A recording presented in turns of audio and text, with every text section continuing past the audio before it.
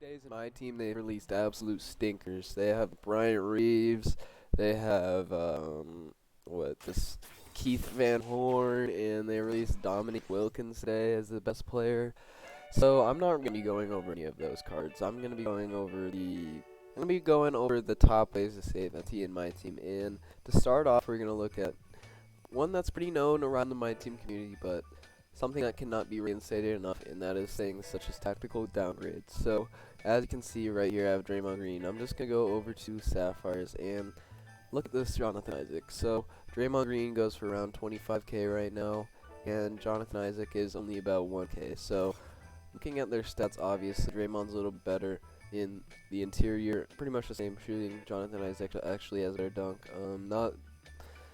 He's the worst playmaker, but that doesn't really matter that much at the 4. He actually has better block and steal than Draymond, and in terms of speed, he's not much slower. Now at the badges, obviously Draymond has 5 Hall of Fame. This isn't to say that Jonathan Isaac is a better card, but I feel like a few people would say he's a better card.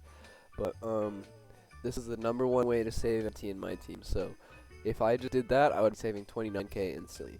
The second way to save your MT in my team is just not to be going out and buying the first player that you see, and making sure that you're buying the players on the correct days. So, for example, you should never be buying players on Friday because that's a pack drop day. You should never be buying players on, I never buy players on Saturday either. It just feels like the price is inflated.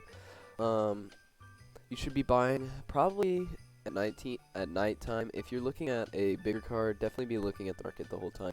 Nighttime, there is a little bit lower market, and earlier in the morning there is a lower of a market, I've noticed, but you need to be making sure that you're paying the price that you want for a card. So for example, today I got this KD for under 200k.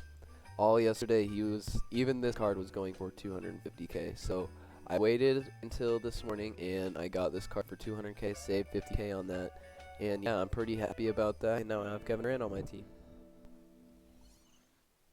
Alright, alright, and the final way to make sure that you guys are saving MT is to be making sure that when you are selling your players, that you're selling them at the right time.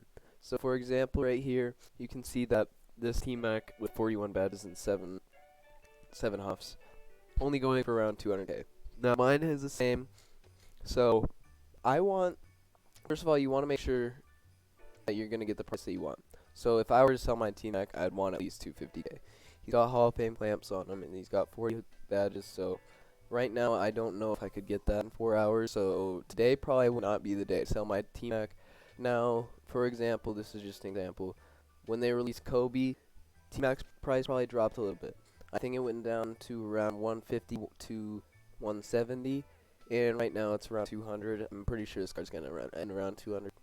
But yeah, so you never want to sell a card like, let's say a brand new LeBron comes out on Friday, and I'm like, oh, I want LeBron. Do not sell Kevin Durant that day. Do not, because he will be super cheap that day, and you will lose so much MT if you do that. So you should just wait a few days to sell your Kevin Durant. In this case, wait until Sunday when the prices rise back up. The only case this ever happens in is if you want to sell your KD if there is a bad Friday drop. Now, let's say this Friday they drop a bad Friday drop. Everybody's expecting LeBron this Friday, and they do like some terrible player. KD might go up in price, and that's when you do want to sell it. So the only time you do want to sell your cards on Friday is if there is a bad drop. And yeah, thank you guys so much for watching. Those are just a few quick tips on how to save a little bit of MT on the auction house, and just tactical downgrades and a couple other things. So yeah, thank you so much for watching, and peace.